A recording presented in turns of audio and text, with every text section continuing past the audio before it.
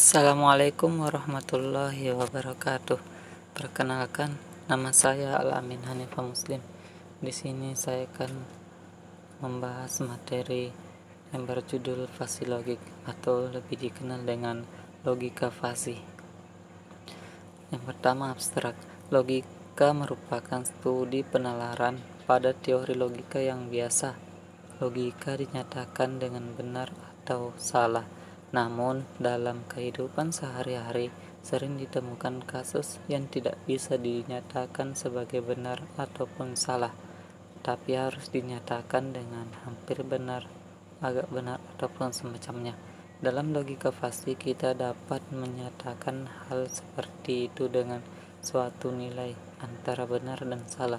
Logika fasi adalah logika yang kabur, mengandung unsur ketidakpastian. Logika fasi sudah banyak digunakan di negara-negara maju, terutama di Jepang. Logika fasi digunakan sebagai pengendali pada berbagai alat, misal pendingin ruangan dan mesin cuci. Logika ini memang cenderung lebih praktis untuk digunakan karena sederhana, mudah dimengerti, fleksibel, serta lebih baik dan hemat. Pengertian logika fasi. Logika fasi adalah logika mengandung unsur ketidakpastian. Berbeda dengan logika biasa, yaitu logika tegas yang hanya mengenal dua nilai, yaitu salah dan benar atau 0 dan 1. Sedangkan logika fasi mengenal nilai antara benar dan salah. Kebenaran logika fasi dapat dinyatakan dalam derajat keanggotaan yang nilainya antara 0 sampai 1.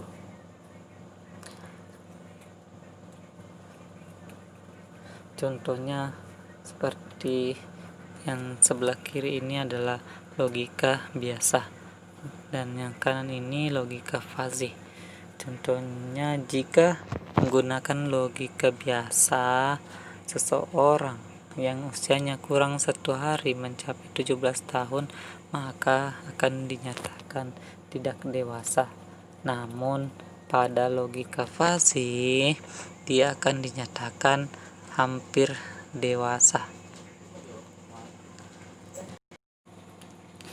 Selanjutnya, logika fasi diperkenalkan pertama kali pada tahun 1965 oleh Profesor Lutfi Asadeh, seorang peneliti di Universitas California di Berkeley dalam bidang ilmu komputer. Logika fasi dikembangkan dari teori himpunan fasi. Kelebihan logika fasi. Logika fasi memiliki konsep yang sangat sederhana sehingga mudah untuk dimengerti, sangat fleksibel, artinya mampu beradaptasi dengan perubahan-perubahan dan ketidakpastian, memiliki toleransi terhadap data yang tidak tepat, mampu mensistemkan fungsi-fungsi nonlinier yang sangat kompleks, dapat mengaplikasikan pengalaman atau pengetahuan dari para pakar, dapat bekerja sama dengan teknik-teknik kendali secara konvensional. Selanjutnya, himpunan fasi. Himpunan fasi merupakan perkembangan dari himpunan tegas yang nilai keanggotaannya hanya mempunyai 2 elemen kemungkinan. Derajat keanggotaannya yaitu 1 jika X keanggotaan A dan 0 jika bukan keanggotaan A, dengan nilai keanggotaan A adalah fungsi karakteristik dari himpunan. Sedangkan pada himpunan fasi, derajat keanggotaan untuk setiap elemennya terletak dalam interval 0 sampai 1. Fungsi keanggotaan. Fungsi keanggotaan merupakan fungsi yang memetakan elemen suatu himpunan ke nilai keanggotaan pada interval 0 dan 1. Fungsi keanggotaan yang membedakan himpunan fasi dengan himpunan tegas. Fungsi keanggotaan dapat dipresentasikan dengan berbagai cara, namun yang paling umum dan banyak dipakai dalam sistem yang dibuat berdasarkan logika fasi dalam representasi secara analitik. Pemodelan yang tepat dibutuhkan karena model fasi sensitif terhadap jenis pendeskripsian himpunan fasi. Terdapat berbagai jenis pendeskripsian himpunan fasi, namun fungsi keanggotaan yang digunakan pada penelitian penulis yaitu representasi linier, segitiga, dan trapesium. Representasi kurva linier. Representasi paling sederhana dalam fungsi keanggotaan yaitu representasi linier yang digambarkan sebagai suatu garis lurus. Yang ini adalah representasi kurva turun, di mana nilai keanggotaannya dimulai dari angka 1 dan turun ke nilai terendah yaitu 0. Maka nilai keanggotaan X dinyatakan sama dengan B kurang X dibagi B kurang A jika X kurang dari atau sama dengan A dan B kurang dari B. Ini berada di antara ini. Kemudian 0 jika X kurang dari B. X lebih dari B. Ini. Kemudian yang sebelah kanan ini adalah kurva linier naik, di mana nilai keanggotaannya mulai dari yang rendah ke yang tinggi, di mana derajat keanggotaan X sama dengan 0 jika X kurang dari A, berada di sini. Kemudian X kurang A dibagi B kurang A jika X kurang dari A dan X kurang dari B, dan nilai keanggotaan 1 jika X lebih atau sama dengan B di sini.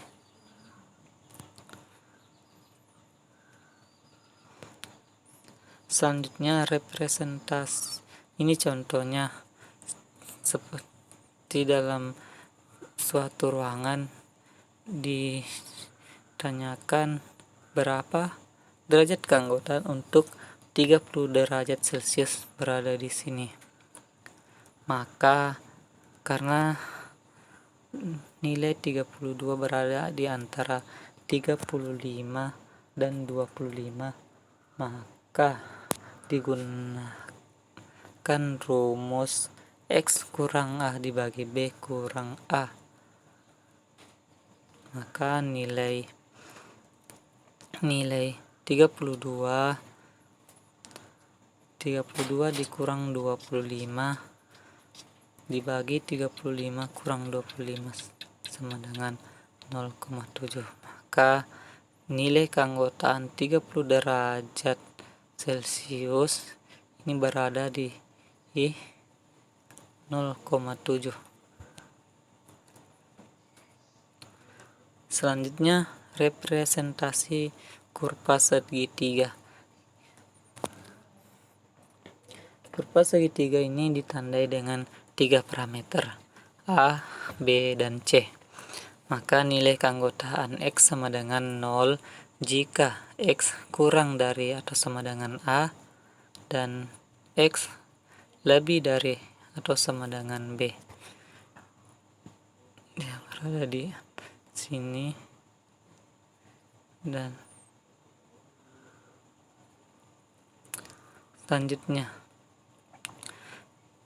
X kurang A dibagi B kurang A jika X kurang dari atau sama dengan A dan X kurang dari atau sama dengan B. Ini berada di antara sini.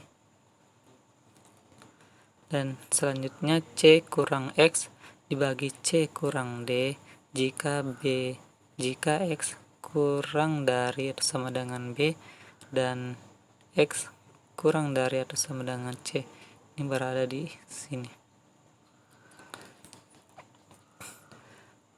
Contohnya ditanyakan berapa derajat keanggotaan normal di 32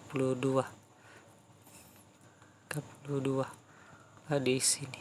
Maka 23 dikurang 15 dibagi 25 dikurang 15 sama dengan 0,8. Dan yang ketiga, representasi kurva trapesium. Representasi kurva trapesium pada dasarnya menyerupai bentuk segitiga, hanya saja ada beberapa titik yang memiliki nilai 1 dan mempunyai 4 parameter A, B, C, dan D.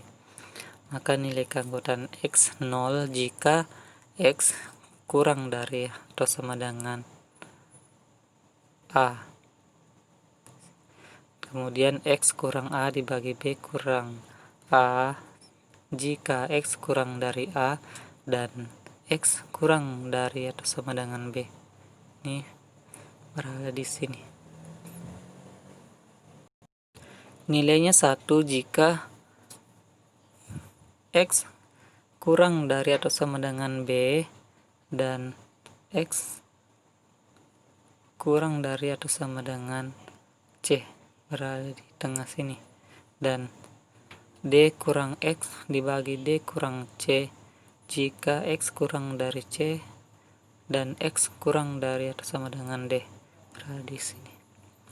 Dan nilainya 0 jika X kurang lebih dari atau sama dengan D di sini. Maka contohnya dalam ruangan nilai keanggotaan 32 karena nilai X berada di 32 berada di antara C dan D atau 35 dan 27, maka digunakan rumus ini 35 dikurang 32 dibagi 35 dikurang 27 sama dengan 0,375. Selanjutnya sistem Fuzzy. Sistem Fuzzy ini dimulai dari Fuzzy rule base, ada namanya fazifikasi, kemudian inferensifikasi, diffusifikasi. Fazifikasi didefinisikan sebagai pemetaan dari himpunan tegas ke himpunan pasi. Kriteria yang harus dipenuhi pada proses fusifikasi adalah semua anggota pada himpunan tegas harus termuat dalam himpunan pasi. Tidak terdapat gangguan pada input. Sistem pasi yang digunakan harus bisa mempermudah perhitungan pada sistem pasi. Selanjutnya inferensifikasi merupakan tahap evaluasi pada aturan pasi. Tahap evaluasi dilakukan berdasarkan penalaran dengan menggunakan input pasi dan aturan pasi sehingga diperoleh output berupa himpunan pasi. Dan selanjutnya diffusifikasi merupakan proses yang berkebalikan dengan proses fasifikasi. Diffusifikasi sebagai pemetaan dari himpunan pasi ke himpunan tegas.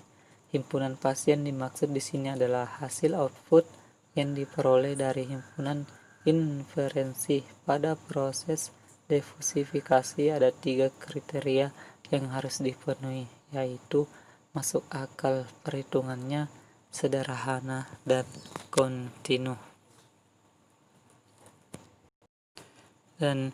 Dan ini adalah referensi yang saya gunakan. Demikianlah